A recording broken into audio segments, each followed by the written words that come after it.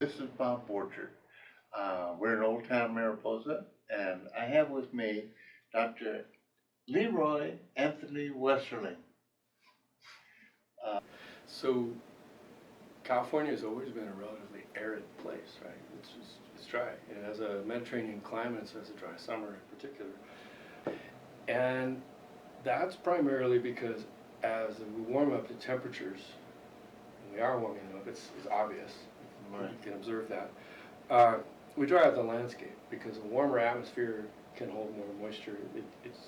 So it's drawing moisture out of the fuels and the soils. And so there's more evaporation.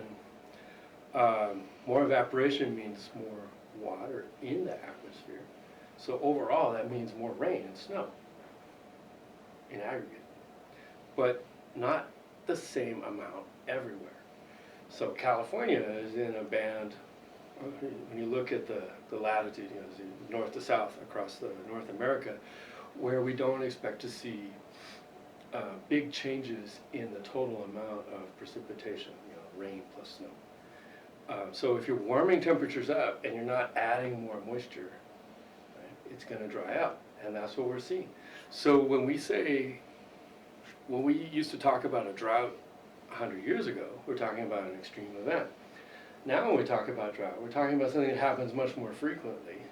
This is not really a drought anymore. It's part of the usual circumstances that we're going to have to live with. Yeah, it's the climate. And our climate is becoming much drier, and then because of the warmer temperatures, and then the precipitation, not only is it not increasing or decreasing by a whole lot here, it's becoming more variable. Some of these big fire seasons that we've had in recent years, when it's been in the fall, it's been because the rain or the snow that used to end the season, the fire season, didn't happen, or didn't happen enough to wet things down enough. And you all know that as we get later into the fire season here, or later into the summer and early fall and then into the winter, the probability of getting wind events picks up, right? It gets windy in the fall, and it can get intense wind in places like Southern California on the coast in particular. Typically, we have a summer fire season that's kind of distinct, and then we have another add-on to it in the fall when you could get this windy conditions and it's still dry. And then that would get shut down.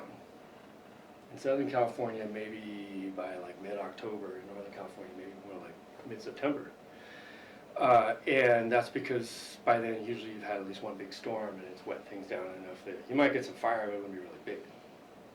Last year we had fire into December. Yeah. So that was exciting, wasn't it? So last year we had a summer fire season that was on steroids, and then we had a pretty nasty fall fire season too. It was hot, it was dry, and the rains were delayed. If you think a few years back, when the Camp Fire burned so much of Paradise, California, same idea. They got a little bit of rain, but it wasn't enough to shut down the fire season, and then those winds kicked up, and they had really intense winds, and they had really dry conditions, and they got this terrible firestorm took out the town. So we're magnifying the risks that we've always had for fire here, right? We made them worse by mismanaging our fuels, by allowing fuel to build up on parts of the landscape where we shouldn't have. And then we dried it out and made the precipitation more variable. So now we've got a really impressive fire season on a regular Impressive basis. isn't exactly the word I would use, but Yeah. disastrous. Yeah. And so when we're talking about drought now, so we had a drought a little bit less than a decade ago, lasted several years, and that drought we now think is more severe than anything we've seen in at least the last 2,000 years, because we can reconstruct the precipitation record, the rain and snow record, from tree ring records, Right. in our forests, and those records go back annually for about 2,000 years, and there's nothing in them as extreme as what that drought was like. Well, the conditions that we have now, the fuel moistures that we have now, are even more dry than they were during that 2,000-year extreme drought. All right. And if it turns into another quote-unquote kind of mega drought situation, it'll be because it continues for more than the 2 years that we've had so far.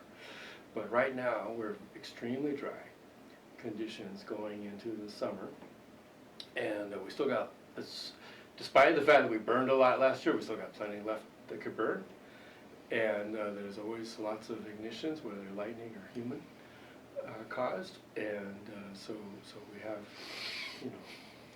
Thank you very much for tuning in, and I'll be coming to you again with some more discussions on this subject. Bye-bye.